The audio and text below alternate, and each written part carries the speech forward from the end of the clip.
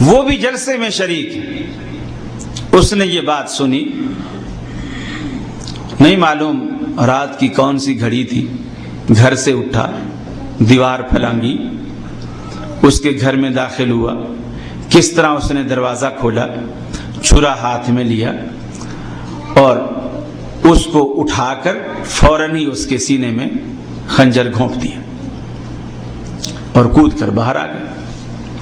پکڑے گئے، جیل ہو گئی، مسلمان وکیل بھی کھڑے ہو گئے، ہندو وکیل بھی کھڑے ہو گئے، کیس انگریز کی عدالت میں ہے۔ مسلم وکیل اسے کہتے ہیں، علم الدین کو، کہ تو عدالت میں یہ بیان دے کہ تو پاگل ہے،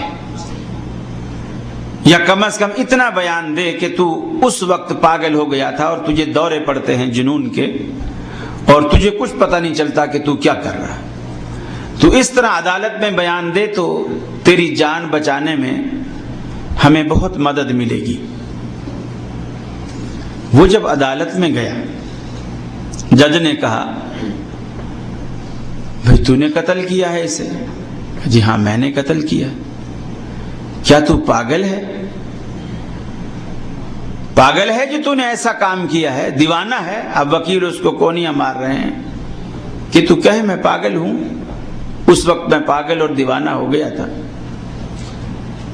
وہ ترکھان کا بیٹا، تانگا چلانے والا، جس کی کوئی زیادہ تعلیم نہیں ہے، اور میں نہیں جانتا کہ ہو سکتا ہے اس سے پہلے اس نے کبھی نماز بھی پڑھی ہوگی یا نہیں، بس ایک بات اس کے ذہن میں بیٹھ گئی کہ کسی ہندو نے میرے پیغمبر کی شان میں گستاخی کی ہے۔ اب اس بات کو دل میں لے کر یہ سب کچھ کر گزرا۔ جب جج نے پوچھا کہ کیا تو پاگل ہے، تو نے ایسا کام کیا ہے؟ اس نے کہا جی میں تو ساری زندگی، ساری عمر پاگل ہی بنا رہا، میری زندگی میں ہوش و حواس کے لمحے ہی وہی تھے جس لمحے میں میں نے گوپال کے سینے میں خنجر گھونپا۔ تو یہ کرنے والے مولویوں سے فتوے نہیں پوچھتے، پہلے کرتے ہیں پھر دیکھتے ہیں کہ یہ کرنا چاہیے تھا یا نہیں۔ یہ تو جذبات کی بات ہے، یہ عقیدت کی بات ہے، یہ جذبے کی بات ہے۔ اگر آپ پہلے پوچھتے ہیں وہ منصوبہ ہے، وہ جذبہ نہیں۔ اگر آپ پوچھ کے جاتے ہیں کہ مجھے کیا کرنا چاہیے، کیسے کرنا چاہیے، یہ تو منصوبہ بندی ہے۔ آپ ایک منصوبے سے کام کر رہے ہیں۔ اور ایک یہ ہے کہ کسی نے صدیق اکبر رضی اللہ تعالی عنہ کو نعوذ باللہ گالی دے دی، آپ نے تماچا منہ پہ دے مارا یا انگوٹھے دونوں نرخرے پہ رکھ کے گلا دبا دیا، بعد میں دیکھی جائے گی کیا ہوگا۔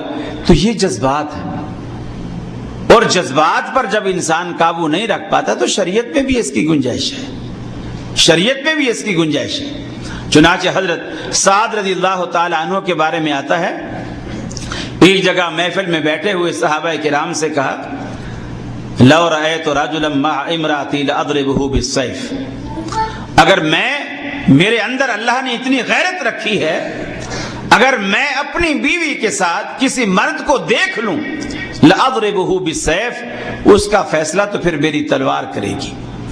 اس صحابی نے رسول اللہ صلی اللہ علیہ وسلم جا کر کہہ دیا کہ یہ سعد بیٹھے ہوئے ایسی ایسی بات کر رہے ہیں، کوئی قتل کرنے کی باتیں کر رہے ہیں۔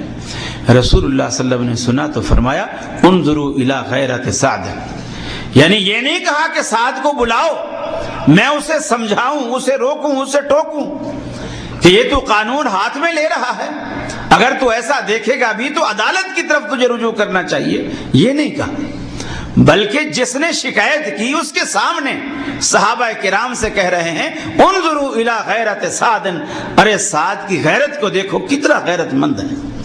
پھر فرماتے ہیں واللہ، اللہ کی قسم، انا اغیر من غیرت سعد، میں سعد سے بھی زیادہ غیرت والا ہوں، اور اللہ رب العالمین کی ذات اغیر منی، اللہ کی ذات مجھ سے بھی زیادہ غیرت والی۔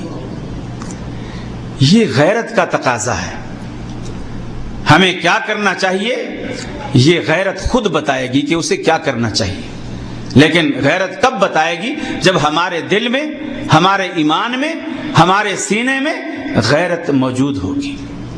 ارے غیرت ہی تو مسلمان کا زیور ہے، غیرت نہ ہو تو کچھ بھی نہیں، غیرت کے بغیر تو کچھ بھی نہیں ہے۔ اذا لم تستحی فاصنع ما شئت، فرمایا جب تیرے دل و دماغ سے حیا اٹھ جائے، تیری زندگی سے حیا کا جنازہ نکل جائے، پھر جو جی میں آئے کر، پھر تجھ سے قیامت والے دن رب ہی نمٹے گا، دنیا میں کوئی روک ٹوک تیرے اوپر نہیں ہے۔ جب حیا ہی نہیں تو تجھے کیا کہا جائے؟ تو یہ چیزیں غیرت سے پیدا ہوتی ہیں۔ ہمیں کیا کرنا چاہیے؟ اب دیکھنا یہ ہے، غیر مسلموں نے مسلمانوں پر مصیبتوں کے پہاڑ ڈھا دیے۔ یہ شان رسالت کی گستاخی، اور اس سے پہلے سلمان رشدی کا ایک فتنہ کھڑا ہوا، سب کچھ ہوا۔ لیکن آپ دیکھیں ہمارے ملک میں کلمہ پڑھنے والے مسلمان اگر غیر مسلم رسول اللہ صلی اللہ علیہ وسلم کی شان میں گستاخی کرے، ہمیں غیرت آئے، غصہ آئے، اور اگر کلمہ پڑھنے والے گستاخی کریں تو ہم اس کے ساتھ کھانا بھی کھائیں، اس کے ساتھ اٹھیں بیٹھیں، اس کے ساتھ میل ملاپ، اس کے ساتھ لین دین، اس کے ساتھ خاندانی سلسلے، یہ ساری چیز ہو اور ہمیں غیرت نہ آئے۔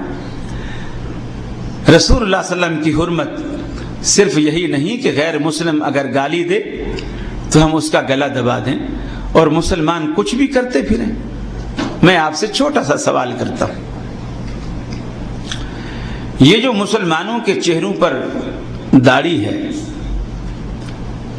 کیا یہ رسول اللہ صلی اللہ علیہ وسلم کی سنت نہیں ہے؟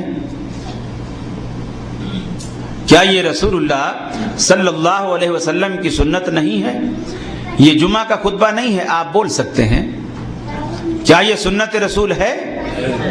اللہ کے نبی صلی اللہ علیہ وسلم کے چہرہ اقدس پر داڑھی سجی ہوئی تھی؟ اب جو شخص روزانہ صبح سویرے آئینے کے سامنے کھڑا ہوتا ہے اور وہ دیکھتا ہے کہ شیو بڑھا ہوا ہے، اچھا نہیں لگ رہا، اس کے معنی یہ ہے کہ نبی کریم صلی اللہ علیہ وسلم کا حلیہ اچھا نہیں ہے۔ اس کے معنی یہ ہے رسول اللہ صلی اللہ علیہ وسلم کا حلیہ اچھا نہیں ہے، مجھے وہ پسند نہیں ہے۔ اس سے آدمی کچھ مولوی سا نظر آتا ہے، صوفی سا نظر آتا ہے، نچلے طبقے کا نظر آتا ہے، نچلی سوسائٹی کا نظر آتا ہے۔ اس سے یہ جو اونچی سوسائٹی کے برگر فیملی کے لوگ ہیں اس جیسا نظر نہیں آتا۔ پھر وہ بلیڈ سے اس کو روزانہ صاف کرتا ہے، پھر ہاتھ مارتا ہے، پھر صاف کرتا ہے، پھر ہاتھ مارتا ہے، پھر صاف کرتا ہے۔ اور وہ بال یہ نہیں کہ اتارنے کے بعد اسے زعفرانی ڈبیا میں زعفران کے ساتھ لپیٹ کے رکھ دیتا ہے، نہیں، بلیڈ سے جھاڑا، یوں پھینکا، چاہے وہ نالی میں جائے، گٹر میں جائے، آپ کے جوتے کے نیچے آئے، اس پر کتے چڑھیں یا گدھے گھوڑے اس پر پھریں، اس کی بلا سے اس نے تو یہ مصیبت ٹالنی تھی اور ٹال دی۔ مجھے بتائیے رسول اللہ صلی اللہ علیہ وسلم کا چہرہ جس بندے کو نہیں بھاتا، وہ شخص یہ دعویٰ کر سکتا ہے کہ مجھے رسول اللہ صلی اللہ علیہ وسلم سے محبت ہے؟